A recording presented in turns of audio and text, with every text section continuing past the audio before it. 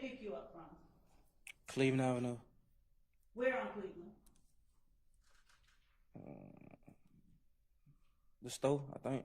Which store? BP. Was that the same one you were at with that gun? Yes. Where you got arrested in May? Yes. Okay. So, do you just normally hang out at the BP with guns? Yes. All right. So when they came and got you, what did they do? Yes.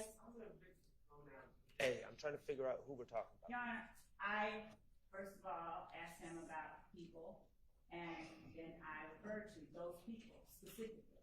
All right. So, Who are those people? Your Honor, I'd ask Phil not to continue the question. He'll have no problem. So is it a vagueness objection? Yes, it's a Vegas. Your Honor, I was specific. I asked him about a specific set of people. I don't know and what. I specifically referred to them. Yeah, why Maybe. would we want to know I'm what we're talking about? Do you want to re-clarify, please? I can continue, and then I can ask a separate set of questions. Of course, Mr. Sharp has him on cross. Well, I think we should be clear about what we're talking about right now. Ask. Thank you. Go ahead and clarify. When I asked you about Garlington, Moncton, and Shannon, You said Garlington and Moncton. you didn't hear me say Shannon? No. Yes. That Let's they take a break. was to include. Hang on. Let's just take our mid-afternoon break right now. Right.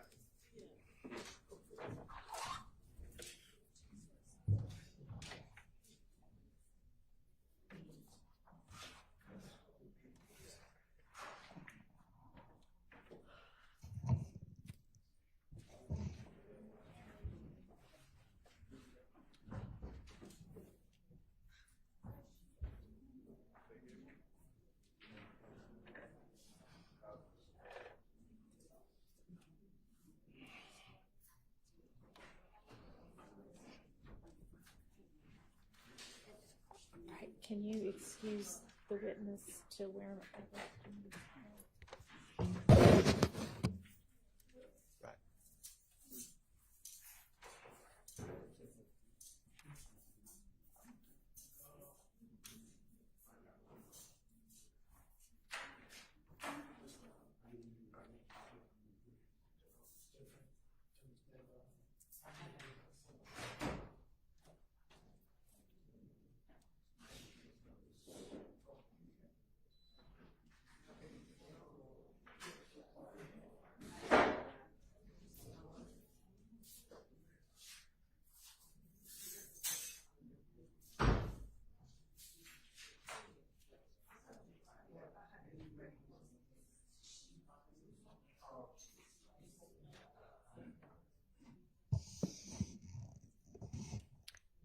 All right, Mr. Sharp. Your Honor, what just happened was completely dishonest, disingenuous, misleading, and gross.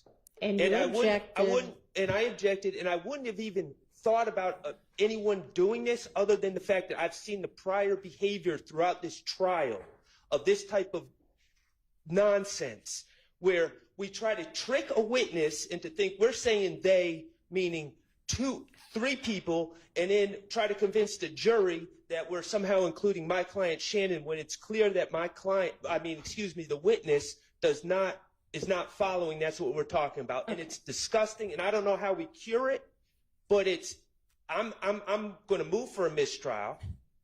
I think it was completely intentional. Obviously, it was calculated. Obviously, when I asked for clarification, I would think anyone seeking the truth would gladly clarify. I'm seeking the truth. I would gladly clarify. No, it's sheepish, grin, and then... All right, I understand your objection, and I understand what you were saying past that objection. Miss Love, I think one thing that... No, you need to listen. I think that one thing that needs to happen is when an objection is made and you are given an opportunity to respond and I make a ruling, even if that ruling is, please clarify, that you then need to obey what my order is. instead of continuing to argue? Your Honor, when I ask for clarification and consideration, I believe that as an advocate and as a person who is actually representing the victims who have been victimized in this case and who is representing as much as actually more than an officer of this court, and I represent something, I believe that the state has as much right to express, to request, and to ask for consideration and for an allowance to ask the questions that it wishes to ask as the defense does. I believe, Your Honor, the objection that was made, and I understand what Mr. Shart said, but there are a couple of things at play here. One, Mr. Shart is well aware that Mr. Zachary has said that his client was with him. He has said it in the interview that I'm holding in my hand. He is not being honest with the court when he is claiming that Mr. Zachary had no idea what I was talking about. I literally said Shannon, Demikion, and Muntu, and I asked him how close he was with each of them.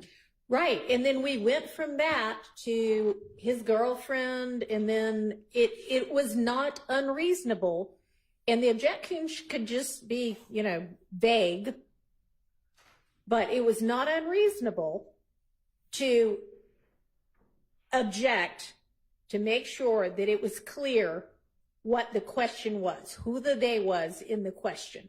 And when I say clarify, that needs to be the end of it. And you need to ask a different question, rephrase the question, and let's move on.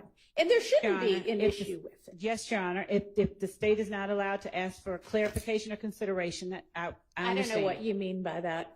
Your Honor, when I A ask clarification of my ruling, is that what you mean? when I ask for permission beyond what the court has instructed, I did not know that I should not do that, so I won't do that anymore. That's not what was going on. You're basically, it seems to say, I'm asking permission to do something other than what the court has just ordered me to do.